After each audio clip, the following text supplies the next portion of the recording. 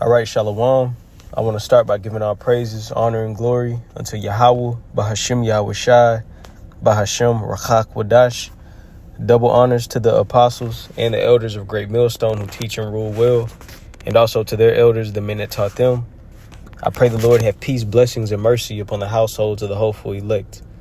This is the brother Shema Wan from the Great Millstone Houston Church, and I want to come with a lesson, really meditating on something that me and the brother Karabah was discussing over this weekend, mentioning the fact that, we're in pretty much the heat of the battle, being in Babylon the Great, because listening to a camp overseas, they made the point of how they're not in America, they're not in Babylon the Great. Where they were, they're influenced by the ways of it, but ultimately they're not in that heat of the battle.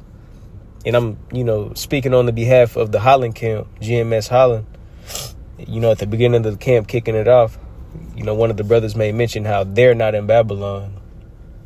And thinking about it, according to the scriptures, the fate of Babylon is, to end up in utter destruction, a judgment that is going to come from the heavens, directly from the heavens, like it says in Revelations, the 18th chapter, because, roughly paraphrasing, thine iniquities have reached the heavens. So therefore, this place is going to be rewarded double. But thinking about the fact of the matter, the prophets, the hopeful elect, the believers of Yahweh Shai that are in Babylon, where else would you rather be besides in the heat of the battle? And if your mind is geared towards, you wouldn't want to be anywhere else, you can't see yourself anywhere else, that's something, that's a positive trait to have, because the only way out is through the mercy of the Lord. The only way out of America, the only way out is through deliverance and salvation from Yahweh Ba'ashim Yahweh Shai. Okay, whether it be we're still here until the Lord cracks the clouds and makes his return, or if we remain faithful until death. But nonetheless, the fact that we're here, the only way out is, to endure and get the victory, Lord willing. So I just want to get a few precepts, and Lord willing, this lesson be edifying. So 2nd Ezra chapter 13, because it mentions how much of a blessing it is to experience how it's going to be in the later days, at the very end. Like it says in Sirach, real quick. Let me go there real quick before I go to 2nd Ezra. In the book of Ecclesiasticus,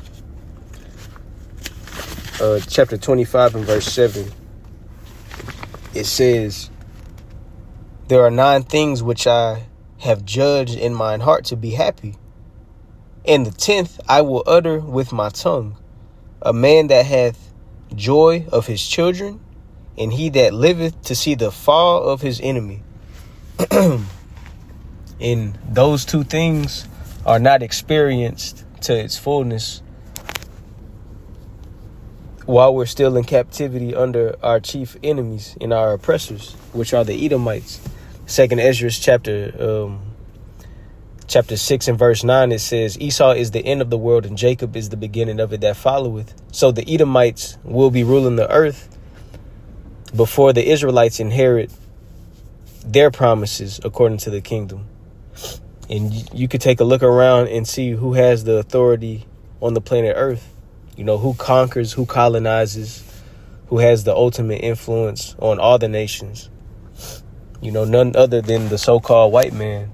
That's the image that they put out of the heavenly host of the Most High, of the Messiah, the angels, all the prophets. The icons in the scriptures. They covered the natural depictions up and put themselves, in their place, according to Job 9 and 24. And the book of Maccabees goes into it too, showing you how the Hellenization came into effect. But nonetheless, focusing on the point of seeing the downfall of your enemy, basically being here until the end to see how everything is going to unfold, because the Lord will not be confounded The Lord has it prophesied about a victory coming. Okay? So let's get it. 2nd Esdras chapter 13. And I'm going to read it in the GNT. 2nd Esdras chapter 13 and verse. Let's start at 14. It says, Lord, you have been showing me all these marvelous things. You have considered me worthy to have heard my prayers. Now, please show me the meaning of this dream also.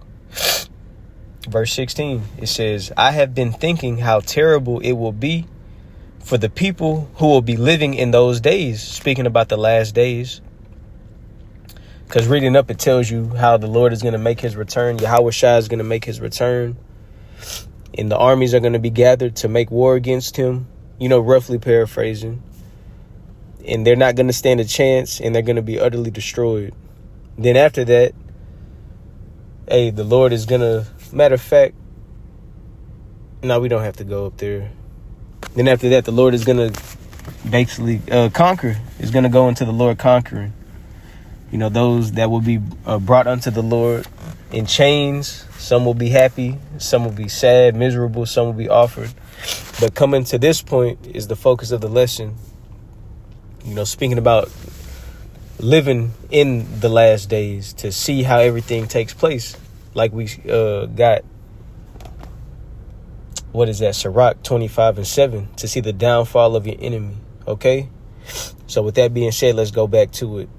2nd Esdras chapter 13 in verse 16, it says, I have been thinking how terrible it will be for the people who will be living in those days, but how much worse for those who do not survive. So it's going to be hard times in the last days, but it said it will be worse for those who don't survive. Right? And Lord willing, it'll make sense at the end of why. Okay? But it says they will be in great sorrow because they will not enjoy any of the pleasures reserved for the last days. And that's the answer. For those who do not survive to see the end. Verse 18, it says, because they will not enjoy any of the pleasures reserved for the last days. And according to prophecy, according to the context, who does this apply to? Does this apply to all nations? No. According to prophecy, this applies to the nation of Israel, the ones that have been downtrodden, the ones that have been, just brought to the lowest of the low. This is the moment of, the Lord preserving us until the end. Although, we've been the outcast and the underdogs of the earth, the Lord is going to have, his spirit upon certain spirits on the earth to preserve them and bring them through the perilous times to witness the transfer of the kingdom. So it says, because they will not enjoy any of the pleasures reserved for the last days. And what are some of those pleasures? Cannot refrain from it. Sirach 25:7. How it mentioned a man that have joy of his children, and he that liveth to see the fall of his enemy, to survive those days, to see the transfer of a kingdom, which will be the fall of our enemy, because that's the days that we're in. 2nd Esdras 6 and 9. So it says, verse 19, 2nd Esdras 13 and 19 in the GNT. But how terrible also for those who do survive. They will have to face great dangers and many troubles, as these dreams have shown. Okay, now according to prophecy in the New Testament, let's go there. Through much tribulation, right? Acts chapter 14 and 22. Since I'm in the NLT, I was already in the NLT. I'm going to see what it says. But this is in the NLT. Acts 14 and 22. 1 second. NLT. It says, where they strengthened the believers, they encouraged them to continue in the faith, reminding them that we must suffer many hardships to enter into the kingdom of the Most High. Now, what did it say in 2nd Ezra 13 and 19? How terrible also for those who do survive, for they will have to face great dangers and many troubles, as these dreams have shown. So it's inevitable. In the KJV, Acts 14 and 22, confirming the souls of the disciples and exhorting them to continue in the faith, and that we must, through much tribulation, enter into the kingdom of the Most High. So being able to endure, to persevere, like it says, continuing in the faith. Why? Because the only reason, or the only way to enter into the kingdom is going to be through, a time of testing, a time of trial, a time of temptation. But the elect are going to endure and overcome. That's why, those that overcome are going to be the first fruits, are going to, experience what that first dominion is, to see the fall of an enemy if you're still living, and the initial building of the kingdom of Israel from ground zero. Okay. In saying the kingdom of Israel, meaning whenever, the Israelites will be in authority again, like the apostles asked Yahushua in Acts, the 1st chapter, the 6th verse, restoring the kingdom unto Israel again. But the only way for that to be possible is those that endure the tribulations, because they're going to continue to have faith. But let's go back. 2nd Ezra chapter 13 and verse 20 in the GNT. It says, nevertheless, it is better to pass through these dangers and reach the end than to disappear like a cloud from this world and never see what takes place in the last days. He answered. So many things are going to be taking place. And the scriptures also tell us we're no longer going to think about how the Lord delivered us from Egypt, but how he delivered us from the North Country, roughly paraphrasing, which is North America. And, hitting the point again, how we're in Babylon the Great, how things are going to unfold. But all odds are against us. All odds are against us in these times that we're living in. You can see how, the waves are coming in the UK, starting off with, the street preaching. You can see all of these things taking effect. The things going on even amongst the house of Israel, IUIC, joining arms with the damn Nation of Islam. Come on, man. You can't see persecutions coming. You can't see a stop to this word going out, coming soon. And whenever that takes place, just like in the days of Noah, whenever it wasn't time to be out teaching and preaching, then you're going to see the Lord do what he said he was going to do. Niggas are about to get judged.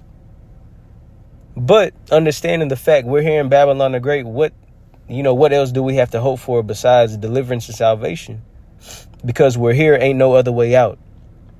All right. And it tells you how great it's going to be to experience and to be a witness, to see how this shit unfolds at the very last, of the last of the days. And the only way, to really endure is having faith. Listening to a lesson Elder Tazapah did today. Matter of fact, I really wanted to play a portion of it. But the only way out is through faith, man. That's it. The evidence of things hoped for, the substance of things not seen, roughly paraphrasing. Nobody can see this, coming to pass where a select few of so-called blacks, Hispanics, and Native Americans are going to make it out of Babylon, through the Lord's protection. But guess what? It happened in ancient Egypt. All right. That the Lord showed, his power through how he dealt with the Israelites. And it's going to happen again. But that's it, something on my spirit. And Lord willing, we'll be able to, me and the brother will be able to bring out this lesson, how we intended to. But, just something quick while it was on my spirit. So I pray this was edifying to the Lord's elect. Again, I want to give all praises, honor, and glory unto Yahweh, Bahashim Yahweh Shai, Bahashim Rachak Wadash. Double honors to the apostles and the elders of Great Millstone who teach and rule well. And Lord willing, until the next time I say Shalom.